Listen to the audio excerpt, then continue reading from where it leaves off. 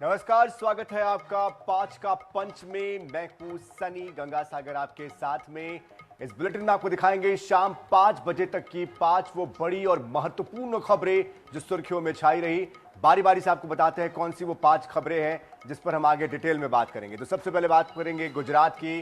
गुजरात के सोमनाथ में आयोजित शौर्य यात्रा में पीएम मोदी शामिल हुए और इस दौरान उन्होंने सोमनाथ मंदिर की रक्षा के लिए प्राण न्यौछावर करने वाले वीरों को याद किया, उन्हें श्रद्धांजलि अर्पित की। और साथ साथ इसके बाद बढ़ेंगे दूसरी खबर की ओर जो कि छत्तीसगढ़ से है, जहां पर सरकारी कर्मचारियों के लिए एक खुशी की खबर है। महंगाई भत्ता केंद्र के बराबर उनका कर दिया गया है। 58% उनका डीए हो चुका है। तीसरी खबर महासमुंद से है।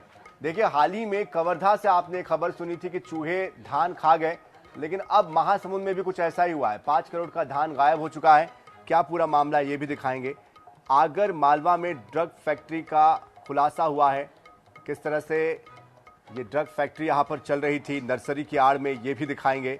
और जुन्नार देव छिंदवाड़ा का इलाका है जहाँ पर मिठाई खाने की वजह से फूड पॉइजनिंग का शिकार जो लोग हुए हैं, किस तरह से वो फूड पॉइजनिंग का शिकार हुए हैं, ये भी आपको दिखाएंगे।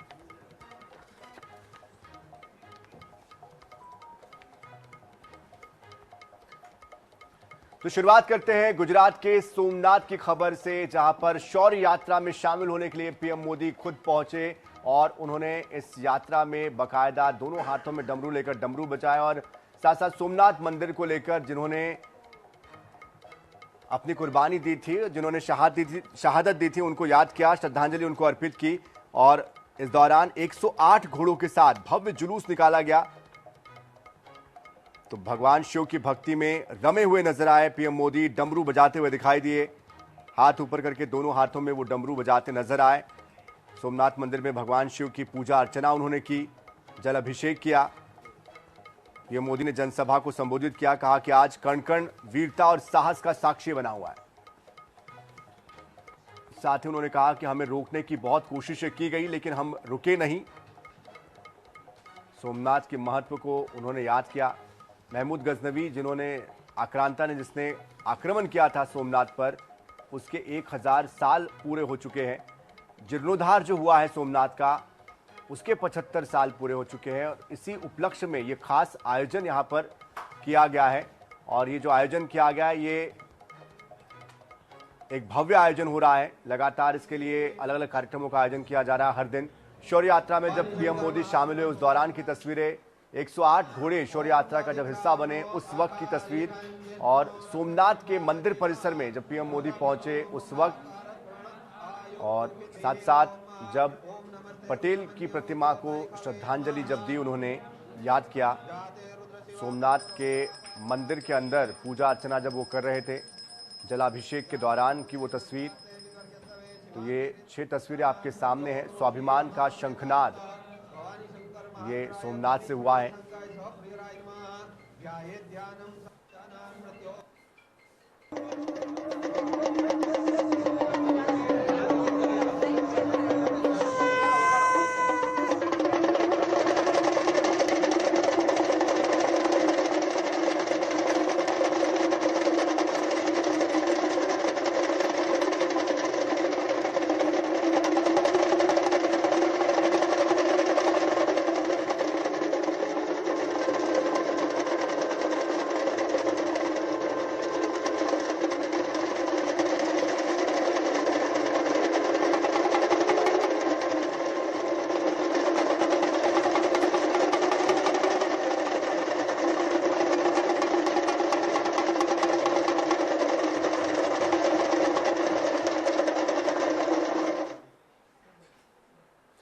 और गुजरात के बाद बढ़ते हैं छत्तीसगढ़ की तरफ, जहां पर केंद्र के कर्मचारियों के समान ही अब छत्तीसगढ़ के कर्मचारियों के लिए भी डियरनेस अलाउंस जो है वो बढ़ाकर दिया जाएगा। इसकी घोषणा खुद मुख्यमंत्री विष्णुदेव साय ने की है।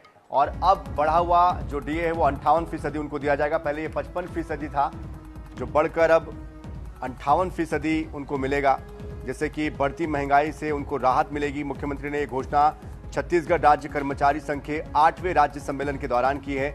डीए की बढ़ोतरी की घोषणा के बाद लंबे समय से जो मांग कर्मचारी कर रहे थे, उसके बाद उनके अंदर एक खुशी की लहर थी। सीएम ने कहा कि देश के कई राज्य अब भी केंद्र के महंगाई भत्ते से पीछे हैं, लेकिन छत्तीसगढ़ सरकार ने केंद्र के बराबर डीए देने का फैसला किया है। हमारी सरकार कर्मचारियों के हितों के प्रति सजग है।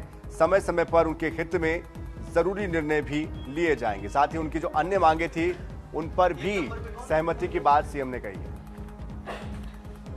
आप लोगों के डीए की मैं घोषणा करता हूं और जो बाकी मांगे हैं उसके लिए एक कमेटी का गठन होगा और आप लोगों के साथ बैठकर आपकी सभी मांगे जायज हैं, मैंने देख लिया है, उसको आप लोगों से चर्चा करके अवश्य पूरा करेंगे। हाँ, वो 3% वो केंद्र के बराबर करेंगे, केंद्र के बराबर करेंगे।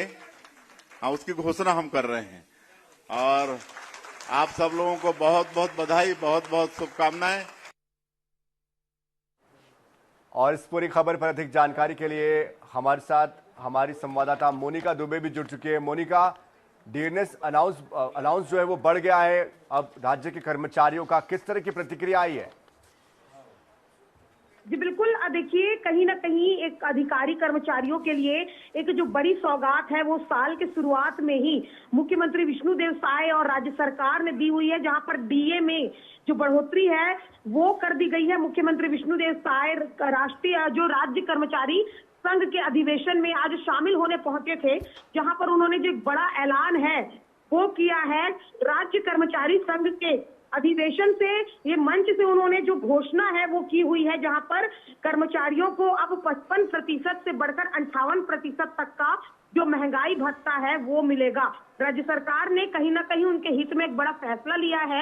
इससे पहले देखा गया कि साल 2025 में अधिकारी कर्मचारी लगातार आंदोलनरत रहे और उसमें एक मुख्य मांग उनकी ये थी कि जो भत्ता है यानी कि महंगाई भत्ता है वो बढ़ाया जाए। तो कहीं ना कहीं एक उनके मांगों पर राज्य सरकार ने विचार किया है और साल की शुरुआत में ही उन्हें जो बड़ी सौगात है वो दी हुई है। जी मोनिका, लेकिन आपसे ये भी समझना चाहते कि इसमें एरियर कब से कब तक का मिलेगा, साथ साथ इससे राज्य के कोष पर कितना भार पड़ेगा? जी बिल्कुल, देखिए जिस तरीके से पहले भी उन्होंने अपनी कई सूत्रीय मांग को लेकर आंदोलन और प्रदर्शन किए, उसमें महंगाई भत्ता समेत कई ऐसी मांगे थी, जिसके बाद राज्य सरकार के साथ जब उनकी बैठकें हुई तो उन्हें कहा गया था कि सरकार पर अधिभार जो है वो बहुत ज्यादा पड़ेगा। लेकिन फिर भी इसे जितनी सूत्रीय उनकी मांग थी उसमें महंगाई भत्ता जो कि एक प्रमुख बिंदु था, उस पर सरकार ने फैसला लिया है। सरकार पर एक और जहां महंगाई भत्ता देने से भार पड़ेगा ही, लेकिन कहीं ना कहीं अधिकारी कर्मचारी, बिल्कुल जाहिर सी बात है कर्मचारियों में, अधिकारियों में इस बात की खुशी है। बहुत शुक्रिया मोनिका इस पूरी जानकारी के लिए।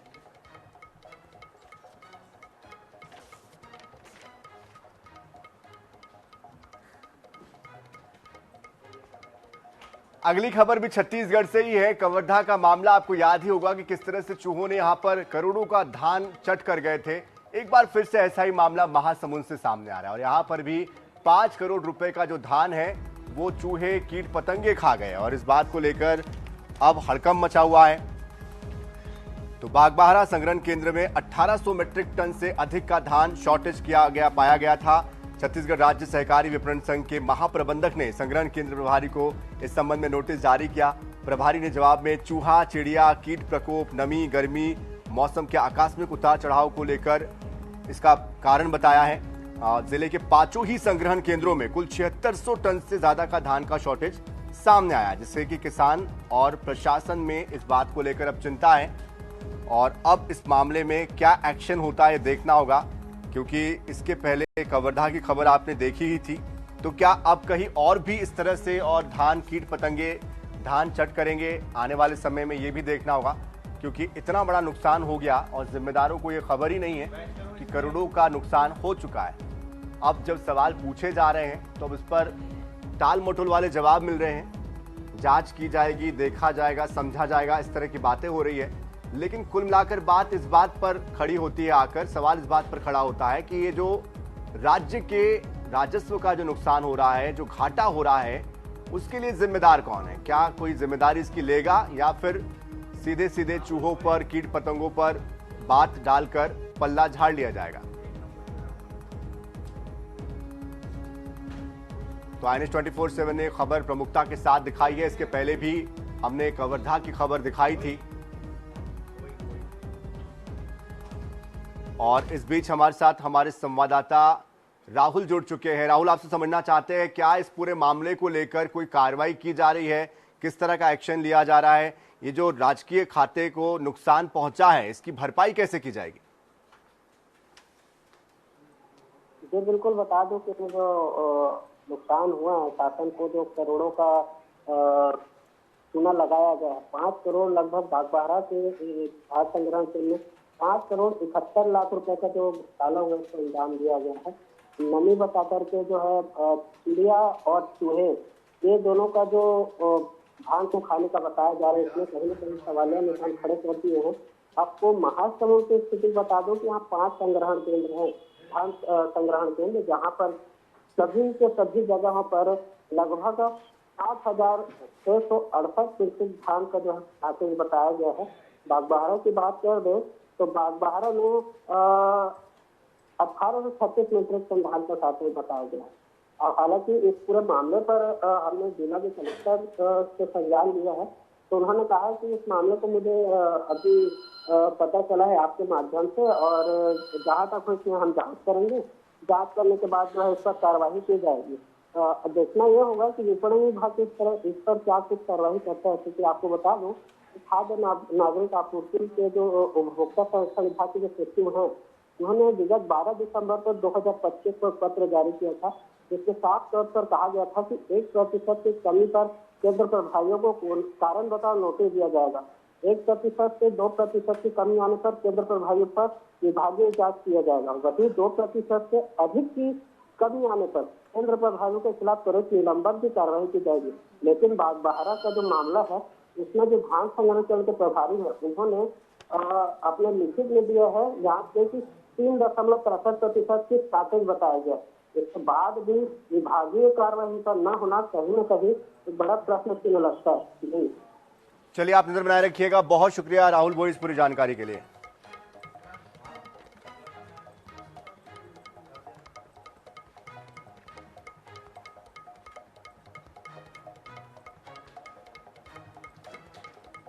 अगली खबर मध्य प्रदेश के आगर मालवा से है, जहां पर नर्सरी की आड़ में एमडी ड्रग फैक्ट्री का भंडाफोड़ हुआ है और यहां करोड़ों की जो ड्रग्स है वो बरामद की गई है। इसके अलावा और भी जगह पर छापेमार कार्रवाई की गई है। लगातार मध्य प्रदेश में ड्रग्स की खेप मिलने को लेकर कार्रवाई जारी है। ऐसे में एक और कार्रवाई हुई है नारकोटिक्स विभाग की तरफ से।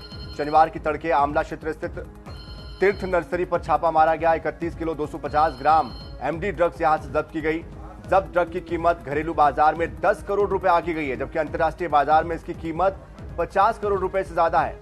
शनिवार की सुबह करीब 4 बजे उज्जैन सहित अन्य जिलों में भी नारकोटिक्स विभाग की टीम पहुंची। संयुक्त तौर पर कार्रवाई की गई। नर्सरी और फार्म हाउस की घेराबंदी कर ली गई और नर्सरी और फार्म हाउस राजस्व रिकॉर्ड में रातड़िया परिवार के नाम पर दर्ज बताया गया है। कार्रवाई देर शाम तक चलती रही।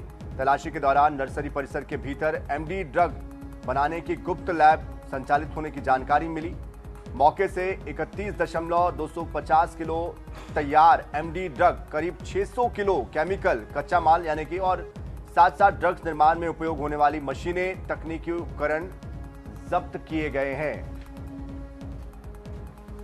तो बताइए, ये नर्सरी की आड़ में एमडी ड्रग बनाई जा रही थी और घरेलू बाजार में इसकी कीमत 10 करोड़ रुपए बताई जा रही, जबकि अंतर्राष्ट्रीय बाजार में 50 करोड़। तो किस तरह से लगातार नशे का कारोबार बढ़ता जा रहा है मध्य प्रदेश में, ये अपने आप में एक गंभीर विषय, चिंता का विषय। इसके पहले भी आपको याद होगा, कुछ दिन पहले ही ड्रग की एक बड़ी खेप पकड़ाई थी और एक बार फिर से ड्रग से जुड़ी हुई ये खबर आई है। तो लगातार नशे के जो सौदागर है वो बढ़ते जा रहे हैं, लेकिन साथ साथ दूसरा पहलू ये भी कि नशे को इस्तेमाल करने वालों की संख्या भी बढ़ रही है। केंद्रीय नारकोटिक्स ब्यूरो की उज्जैन शाखा को गुप्त रूप से सूचना प्राप्त हुई थी कि यह जो आमला आगर गांव है, यहाँ के इंटीरियर में एक नर्सरी की आड़ में कुछ तस्कर लोग आज सुबह 5 से 10 बजे के बीच में एमडी का एक बड़ा बैच सप्लाई करने वाले हैं। उस सूचना पर कार्रवाई करते हुए मध्य रात्रि से ही हमारी टीम यहाँ पर तैनात हो गई थी, लेकिन टीम के इंतजार करने पर भी 10 बजे तक जब कोई अंतर्राज्यीय तस्कर डिलीवरी लेने नहीं आया, तब हमारी टीम ने यहाँ पर एंटर किया और सर्च करते हुए एक क्लैंडस्टाइन गुप्त लैब जो एमडी बनाने के लिए थी वहाँ वो एमडी लैब उजागर की, साथ ही 31.250 किलोग्राम एमडी जब्त की।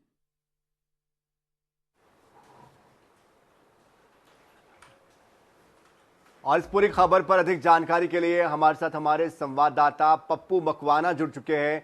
आपसे जानना चाहते हैं किस तरह से ये छापेमार कार्रवाई में क्या बातें सामने आई है, किसका ये फार्म हाउस था, क्या किसी की गिरफ्तारी हुई है, कब से ये यहाँ पर संचालित हो रहा था, क्योंकि ड्रग बड़ी मात्रा में मिली है। जी हाँ, मैं आपको बताना चाहूंगा कि केंद्रीय नारकोटिक्स विभाग के द्वारा आगर मालवा जिला मुख्यालय से करीब 20 किलोमीटर दूर आमला क्षेत्र में एक तीर्थ नर्सरी के नाम पर एक नर्सरी का संचालन हो रहा था। वहां पर नारकोटिक्स विभाग द्वारा छापामार कार्रवाई कर उनके द्वारा वहां पर करीब 31 किलो से अधिक एमडी ड्रग और लगभग 600 किलो से अधिक अन्य रॉ मटेरियल जब्त किया गया। इनके साथ ही उनके द्वारा वहां पर ड्रग बनाने में जो इस्तेमाल किया जाता था आधुनिक उपकरण, उसको भी टीम द्वारा जब्त किया गया।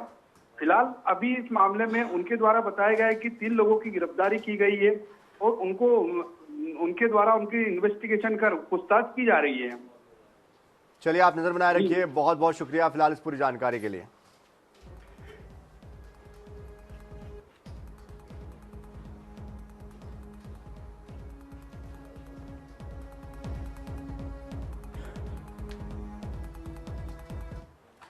बढ़ते आगे, छिंदवाड़ा के जुन्नार देव में उस वक्त हड़कंप मच गया जब पीएचई विभाग कार्यालय के बाहर पड़ी एक थैली में अवैध ये थैला था, किसका था पता नहीं, लेकिन उसमें मिठाई थी जो कि वहां के एक चौकीदार ने खा ली, 5 लोगों ने खा ली। उन्हें फूड पॉइजनिंग हो गई, जिसकी वजह से जो चौकीदार था उसकी तो मौत हो गई, लेकिन बाकी लोग फिलहाल अस्पताल में हैं। और चौकीदार दसरू यदुवंशी, इलाज के दौरान उनकी मौत हुई है, बाकियों को फूड पॉइजनिंग हुई है। एक विक्रेता, उसके 3 परिजन अस्पताल में ही भर्ती है। पुलिस ने थैली जब्त कर जांच शुरू कर दी है। हर पहलू से अब इस पूरे मामले को लेकर जांच की जा रही है।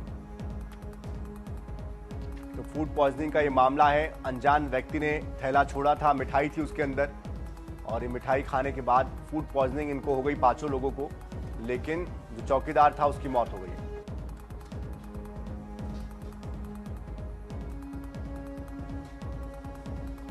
देखिए, किसी भी अनजान सामानों को ना छुए, ये बार बार विज्ञापनों के जरिए समझाया जाता है, बताया जाता है।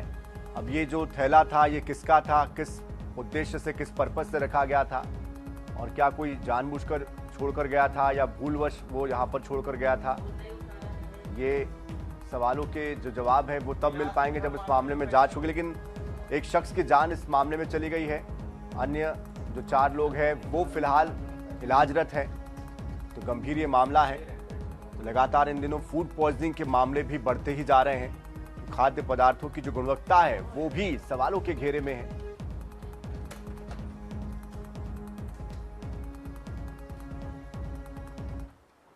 10 जनवरी को रात्रि करीब 12:10 पर श्री दसरू यदुवंशी, जिनकी उम्र 50 वर्ष थी, इनको उल्टी दस्त की समस्या के साथ में सामुदायिक स्वास्थ्य केंद्र जुन्नार में भर्ती किया गया था।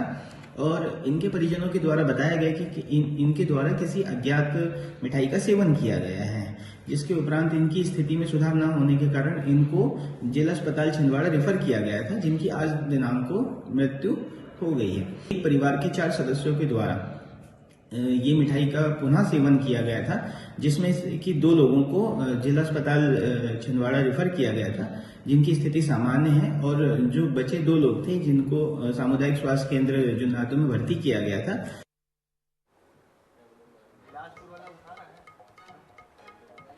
और इस बीच बड़ी खबर बिलासपुर से आ रही है, जहां पर डिडनेश्वरी देवी की नगरी में धर्मांतरण हुआ है। प्रार्थना सभा की आड़ में यह धर्मांतरण किया गया है।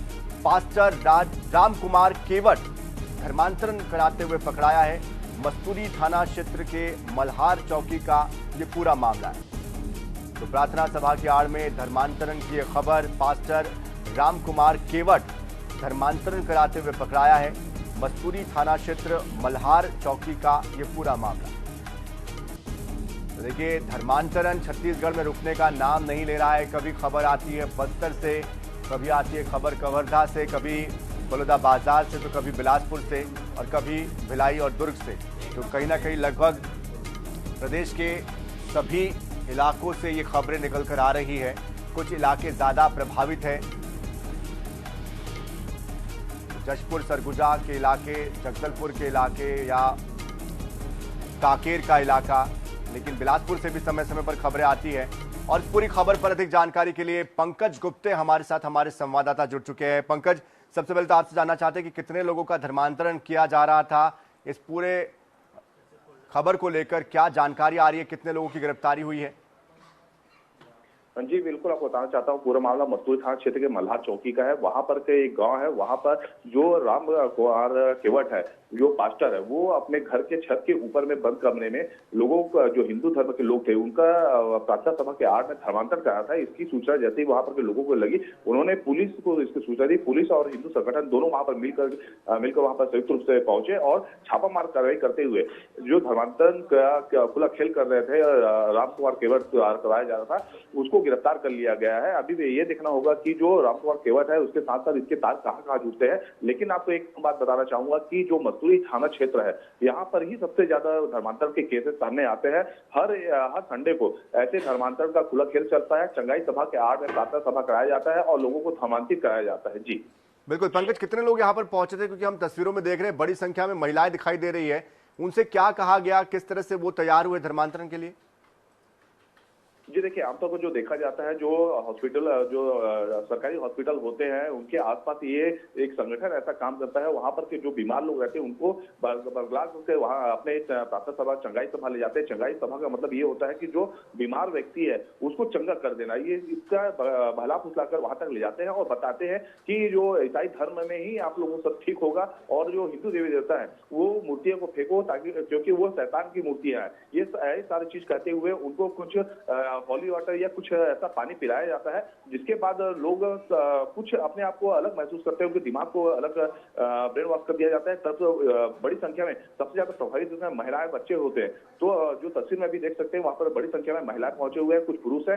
जो पास्टर है वो स्वयं एक हिंदू धर्म का है, वो पास्टर बन गया है। वही अपने आप को बताता है कि देखिए, जब मैं मेरे परिवार ठीक हो जा रहा है तो आप लोग भी ठीक हो जाएंगे, तो आप ईसाई धर्म को अपना लीजिए। ऐसे इस तरीके से ये पूरी तरीके से धर्मांतरण का खुला खेल चलता है और जो हिंदू भोले भाले हिंदू हैं, उनको बदला करके उनको धर्मांतरित का काम किया जा रहा है। जी बिल्कुल, लेकिन पंकज गुप्ते, अब ये भी बताइए कि पुलिस इन तक कैसे पहुंची है, और ये जो बाकी लोग हैं, जब पुलिस यहाँ पहुंची उनके बाद उनकी क्या प्रतिक्रिया थी? कितने और लोग हैं जो कि धर्मांतरण करा चुके हैं इस शख्स के जरिए? जी बिल्कुल, मैं आपको बताना चाहूंगा, बिलासपुर करीब एक धर्मांतरण का एक बड़ा हब बनते जा रहा है। इसको लेकर के हिंदू संगठन ने एक अपना टास्क फोर्स अलग से ही तैयार करके रखा हुआ है। जैसे गांव में, हर एक गांव में जहां पर भी हल्का भनक लगता है या सूचना मिलती है, तो ये सीधे थाने में जाते हैं, पुलिस की मदद लेते हैं, उसके बाद जा करके उनका वीडियो बनाते हैं और जो धर्मांतरण का जो खुला खेल चलता है उसका खुलासा करते हैं। जी चलिए, आप नजर बनाए रखिए। बहुत बहुत शुक्रिया इस पूरी जानकारी के लिए, इस पूरी अपडेट के लिए। तो देखिए, धर्मांतरण को लेकर कानून नहीं है ऐसी बात नहीं है, कानून तो बना हुआ है, 1965 से कानून बना हुआ है, लेकिन बात इस बात को लेकर है कि वो क्रियान्वित नहीं हो पा रहा है। सजा 1 साल से लेकर 10 साल तक के लिए है, जुर्माना 1 लाख से लेकर 25 लाख रुपए तक के है, लेकिन बावजूद इसको लेकर एक्शन नहीं हो पा रहा है। लगातार धर्मांतरण की खबरें हर दिन सामने आ रही है। राज्य ने अपना एक ड्राफ्ट तैयार किया हुआ है, उस ड्राफ्ट को लागू करने की बात हो रही है। कब तक ये नया ड्राफ्ट लागू होता है, इस पर हमारी नजर बनी हुई है। इसी के साथ 5 का पंच में इतना ही। ताजा खबरों के लिए, अपडेट्स के लिए आप बने रहिए INS 24/7 के साथ। नमस्कार।